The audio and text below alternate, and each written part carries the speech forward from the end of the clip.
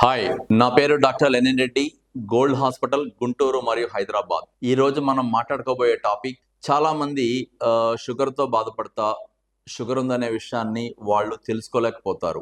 బీపీతో బాధపడతా, బీపీ ఉందనే విషయాన్ని తెలుసుకోలేకపోతారు. ఎందుకు అంటే ఇవి రెండు కూడా చాలా సైలెంట్గా ఉండి మనిషికి ఏ రకమైన ఇబ్బందిని కలగజేయకుండా లోపల లోపలే ఉంటాయి. వాళ్ళు అనుకుంటారు, నేనంతా చాలా ఫిజికల్గా ఫిట్గా ఉన్నాను, బ్రహ్మాండంగా ఉన్నాను, నాకు అసలు ఏ ఇబ్బంది ఉంది, నేను వెరీ యాక్టివ్గా ఫ్రెండ్స్, సరదాలు, ఫుడ్ తింటాము, గేమ్స్ ఆడుకుంటాను అనుకుంటారు. కానీ కొద్ది మందిలో ఇన్సులిన్ యొక్క తయారీ తగ్గిపోవటము, బీటా సెల్స్ బాగా చనిపోవటము, లేదా ఇన్సులిన్ తయారైనా సరే బాడీలో ఆ ఇన్సులిన్ తీసుకునే కొన్ని రకాలైన రెసిస్టెన్స్ రావటంతో ఉండటంతో షుగరు అసలు ఏ లక్షణాలు లేని వాళ్ళకు కూడా 250, 300, 400 ఉంటున్న పరిస్థితి ఉంటుంది. అలాగే బీపీ అయితే మరింత దారుణంగా ఉంది పరిస్థితి. బీపీ పరిస్థితి అయితే బయట వీళ్ళు సొంతంగా మిషన్లతోనో లేకపోతే ఎక్కడో ఒక రకమైన ఆటోమేటిక్ వాటితోనో చూసుకుంటా ఉంటారు. అలా చూసుకోవడం తప్పనేది నా ఉద్దేశం కాదు. కానీ ఒక బీపీ లేని మనిషి మొట్టమొదటగా బీపీ ఉందా లేదని చెక్ చేసుకోవడానికి మాత్రం ఆ పరికరం అంత కరెక్ట్ కాదనేది నా యొక్క పర్సనల్ అభిప్రాయం. ఎందుకంటే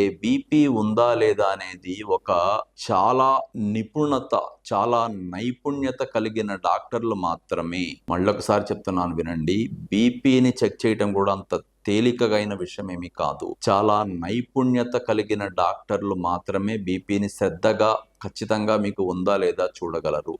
అంతేగాని డాక్టర్ల దగ్గర ఉండే వేరే స్టాఫో లేకపోతే వాళ్ళ అసిస్టెంట్లో ఎవరెవరో చూసిన దాన్ని కూడా బీపీ లేదు అని చెప్పినంత మాత్రాన్ని కూడా మనం నమ్మాల్సిన అవసరం లేదనేది. ఎందుకంటే నేను ఈ విషయాన్ని ఇంత బలంగా చెప్పడానికి కారణం, ఈ మధ్య కాలంలో గత 2-3 సంవత్సరాల్లో చాలా మంది చిన్న వయసు వాళ్ళు, 32, 31, 29, 30 ఏళ్ల వయసు వాళ్ళు కిడ్నీలు దెబ్బతినిపోయి గుండెపోటుకు గురయ్యి పక్షవాతానికి గురైన వాళ్ళు కొన్ని వందల వేల మంది గురించి మనం వింటున్నాము. నేనైతే పర్సనల్గా కూడా చూశాను. వాళ్ళందరూ కూడా బీపీతోనే చనిపోతున్నారు. చనిపోయిన వాళ్ళు నాకు తెలిసిన వాళ్ళు ఏంటంటే బీపీ వాళ్ళకి 200 ఉంటుంది, 220 ఉంటుంది, కానీ ఏ లక్షణాలు ఉండవు. అసలు జీరో అంటే జీరో. వాళ్ళు పక్షవాతంతో గురై హాస్పిటల్కి వస్తారు.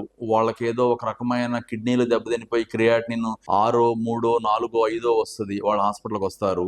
ఏంట్రా అంటే, లేదండి అసలు నాకు ఇంతవరకు ఎప్పుడు తెలియలేదు, నాకు బీపీ లేదు, మా నాన్నకి లేదు, మా తాతయ్యకి లేదు అంటాడు. దాంతోపాటు నాకు అసలు కోపమే రాదంటాడు, నాకు కళ్ళు తిరగట్లేదు అంటాడు, నేను చాలా సరదాగా ఉంటానంటాడు, ఇంకో రకంగా నాకేదో తలనొప్పి ఎప్పుడు రాదంటాడు. మీరు అనుకునే తలనొప్పి రావటమో, కళ్ళు తిరగటమో, లేకపోతే సరదాగా ఉండటమో, లేకపోతే అందరితో జోవియల్గా ఉండటం అనేవి మీకు బీపీ లేదు అనే ఒక దానికి సంకేతం ఖచ్చితంగా కాదు. మీకు బీపీ ఉందో లేదో ఒక డాక్టరు మాత్రమే, దట్టు చాలా నైపుణ్యత కలిగిన, చాలా ఓపిక కలిగిన డాక్టర్ మాత్రమే ఖచ్చితంగా మీకు బీపీ కరెక్ట్గా చూడగలరు. అలాంటి వాళ్ళని వెతికి పట్టుకోవాల్సిన బాధ్యత కూడా మీదే. అలా బీపీ ఉండి బీపీ అనేది ఏముందో బయట ఎవరో ఒక స్టాఫ్ చూస్తారు, బయట ఎవరో పారామెడికల్ వాళ్ళు చూస్తారు, బయట ఎవరో నర్సింగ్ వాళ్ళు చూస్తారు, వాళ్ళు సరిగ్గా చూడరని కాదు, ఒక్కొక్కసారి కొన్ని మిస్ అవుతాయి అంతే. దానికి ఆ మాటకు అర్థం ఉంటే ఇక అందరూ అన్ని పనులు చేస్తారు, అలా కాదు కదా.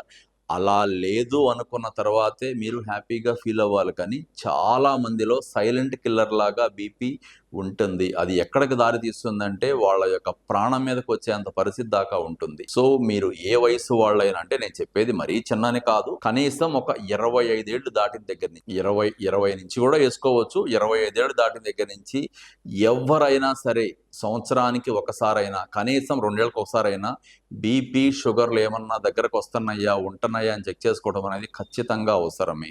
ఇది పూర్తిగా సమాజం మీద ఉన్న ఒక ఇష్టంతో చెప్తున్న వీడియో మాత్రమే. దీనిలో ఎటువంటి వైద్యపరమైన ఇది కూడా పెద్దగా కాదు. మీరు ఎక్కడన్నా చూయించుకోండి, ఎవరి చేతన్నా చూయించుకోండి, ఖచ్చితంగా 25 ఏళ్ళు దాటిన ఆడవాళ్ళైనా మగవాళ్ళైనా, అసలు 25 ఏళ్ళు దాటిన తర్వాత ఏ వయసు వాళ్ళైనా సరే, 30, 32, 34, 36, 38, 40 ఏ వయసు వాళ్ళైనా సరే, కానీ సంవత్సరానికి ఒకసారైనా సరే ఖచ్చితంగా బీపీ, షుగరు శ్రద్ధగా చూయించుకోవడం అనేది మాత్రం మీ యొక్క బాధ్యత. ఎందుకంటే ఒక్కసారి బీపీ, షుగర్ వలన జరిగిన నష్టాలు కొన్ని మనం వింటంటే, గుండె జబ్బులని, గుండెపోట్లని, పక్షవాతాలని, కిడ్నీలు దెబ్బతినిపోవటం అని, ఎరెక్టైల్ డిస్ఫంక్షన్స్ అని, లేకపోతే ఒక రకమైన నరాల బలహీనత అని, తిమ్మిర్లు రావటం అని, రకరకాల సమస్యలు. ఒక రకంగా చెప్పాలంటే మన తెలుగులో ఒక సామెత ఉంది. గోటితో పోయేదాన్ని గొడ్డలి దాకా తీసుకొచ్చామని చెప్పి.